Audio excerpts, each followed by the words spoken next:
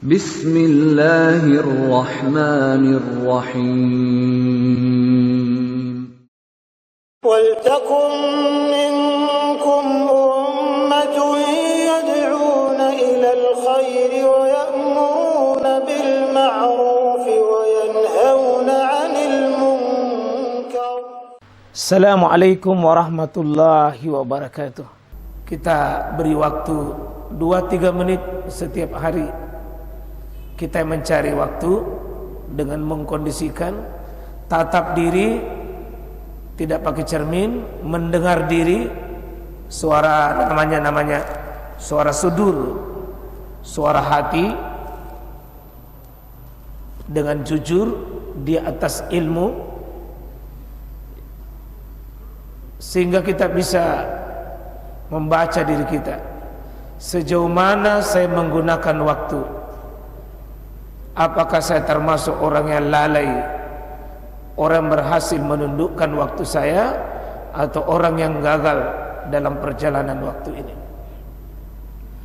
Penting Pak, karena setiap waktu itu, menit-menit itu ada hisabnya, ada pertanyaan. Pertanyaan-pertanyaan kita ajukan pada diri kita sampai kita menemukan jawaban dengan jujur. Kalau kita sudah menemukan jawaban jujur, diri kita ada selisih antara kebaikan dan keburukan, selisih antara yang ideal dengan tidak ideal, Pak. Butuh kita segera melakukan namanya muhajarah, berpindah. Ya, tinggalkan lokasi yang tidak baik, tinggalkan wilayah, tinggalkan keadaan yang tidak baik. Saya kira dibutuhkan Pak, diri pribadi, keluarga, apapun, rumah tangga, masyarakat, masjid, itu butuh kita muhasabah diri, menghitung diri. Lalu setelah kita temukan jawaban, ada program muhajarah, program mengubah diri. Ya. Dan untuk mengubah diri Pak, tidak boleh kita membiarkan diri kita terus monoton dalam sebuah kehidupan yang tidak ada peningkatan. Mau tidak mau Pak ya, kita semakin dekat kepada Allah. Ya, mungkin kita hadir dengan semangat ketaatan dan amal soleh insyaallah. Ya. Tentu untuk melakukan sebuah perubahan butuh mujahadah, butuh kekuatan, butuh energi, butuh kesadaran untuk mengeluarkan kemampuan dan potensi kita. Ya, saya yakin Pak, kita tidak mau ya seperti sholat 5 waktu kita terus menerus, yang dulu tidak berjamaah terus begitu. Kita adakan perubahan, merubah diri yang mana yang lebih ideal. Dan termasuk ini yang akan kita bahas, sholat sunnah. Kita bisa muhasabah diri. Ya, bagaimana salat sunat saya? Apakah saya sudah termasuk orang yang sudah menjaga posisi salat sunat, sehingga tidak ada salat sunat yang tercecer? Kalau ada kesempatan kita hadirkan. Ya, semoga kita bisa melakukannya, baik salat sunat yang sifatnya muakkad ya, maupun yang gairu muakkad ya.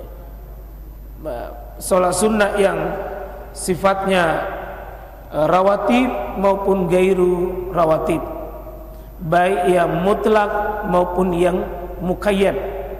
Dan nanti semua pembagian salat sunnah itu. Dan kita harus yakin jemaah sekalian, salat sunnah yang kita tegakkan itu bukan karena selera kita, tapi salat sunnah itu karena memang ada dalil dan petunjuknya.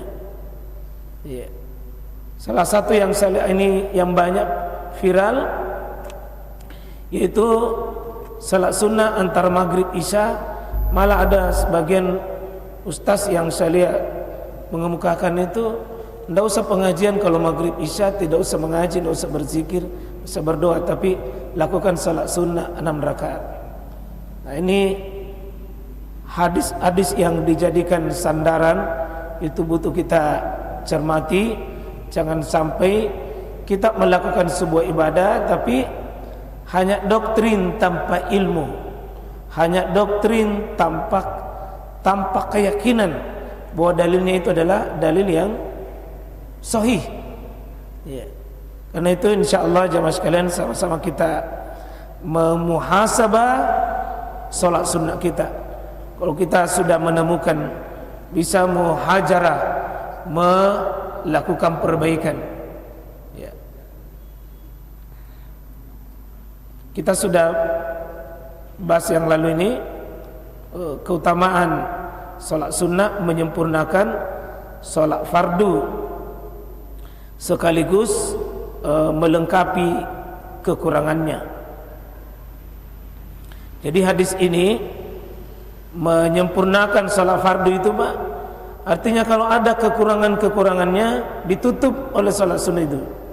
Awwalu ma yuhasabu bihil abdu yaumal qiyamah salatuhu. Yang paling pertama akan dihisab seorang hamba pada hari kiamat adalah salatnya. Jadi salat itu perkara pertama yang Allah akan cari. Fa in akmalaha, kalau lengkap salatnya itu kutibat lahu tammah. Ya. Kalau lengkap itu salatnya, maka dicatatlah pahala-pahalanya lain itu sempurna.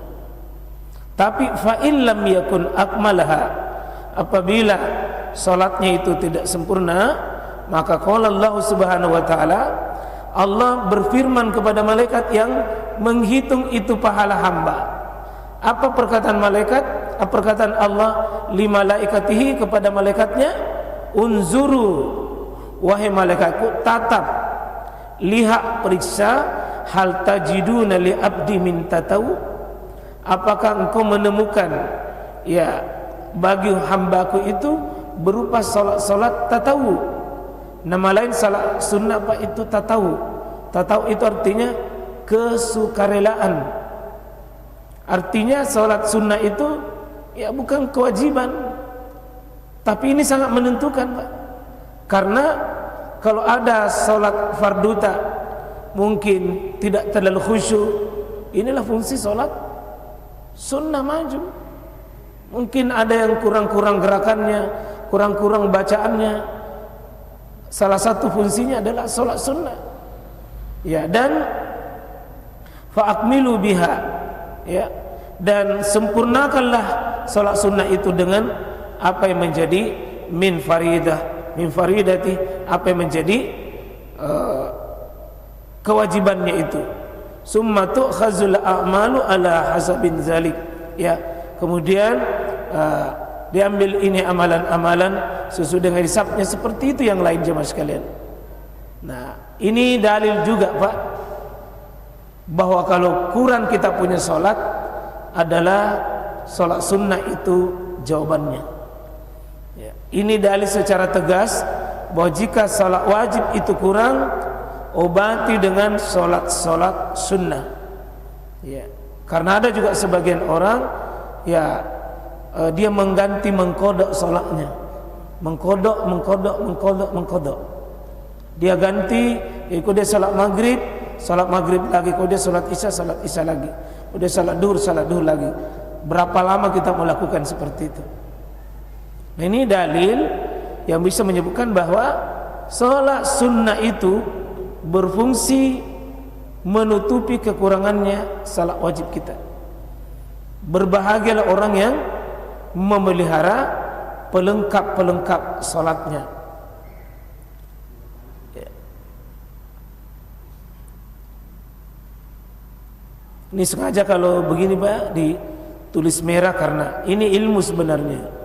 Kalau ada orang mengamalkan begini, tapi tidak ada sumber dalilnya, baru bukan wilayah akal, otomatis itu bermasalah, Pak. Ini amalan tidak bisa dikerja kalau tidak ada petunjuk dari Allah dan petunjuk dari nabinya. Karena itu yang tulisan merah ini sengaja penting kita sampaikan, karena ini kuncinya. Ya. Seperti yang menyuruh itu lakukan sholat sunnah 6 rakaat antar maghrib isya. Siapa ulama yang pernah mengatakan itu sahih? Siapa yang mengatakan itu sahih? Nah, lalu pencerahnya mengatakan hadis sahih, tapi dia tidak sampaikan dalilnya. Apalagi mau dianalisa hadisnya. Karena hadis itu, Pak, ada 2 pertanyaan besar. Sahihkah secara pendalilan? Yang kedua, benarkah cara menggunakan dalil itu? Kalau ayat, Pak, pasti ini sahih. Itu ayat Al-Quran. Cuma pertanyaannya cuma satu saja. Benarkah menggunakan ayat itu? Benarkah meletakkan hadis ayat itu? Kalau hadis tidak, Pak, tidak cukup. Periksa dulu kesahihannya. Kalau sudah benar kesahihannya, cara menggunakan hadis itu. Ya, dan ini butuh ilmu fikih. Butuh ilmu fikih menggunakan hadis itu. Ya. Banyak orang salah kaprah menggunakan ayat. Ayatnya sahih pasti, tapi salah meletakkan. Kalau hadis ada 2, Pak. Ya. Karena itu seperti riwayat Abu Daud ini, riwayat Ibnu Majah, riwayat Imam Ahmad.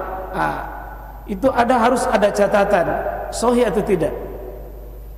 Sahih atau tidak, karena tidak semua hadis Abu Daud, tidak semua hadis Ibnu Majah, apalagi Imam Ahmad itu menjadi otomatis sahih.